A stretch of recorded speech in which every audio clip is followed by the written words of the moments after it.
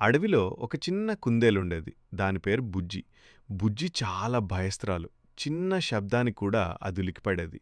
ఒకరోజు బుజ్జి చెట్ల మధ్య నడుస్తూ వెళ్తుంటే పెద్ద దడాల్ అనే శబ్దం వినిపించింది. అది భయంతో గజగజ వణికిపోయింది. అయ్యో!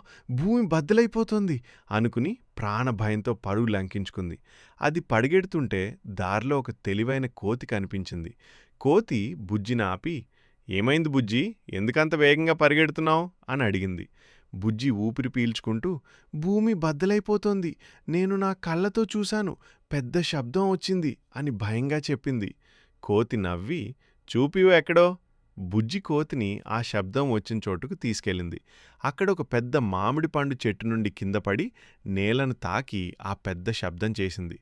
బుజ్జి సిగ్గుపడింది. కోతి నవ్వుతూ, అవగాహన లేకుండా భయంతో తొందరపడకూడదు. ఎప్పుడూ నిజం తెలుసుకోవాలి అని సలహా ఇచ్చింది.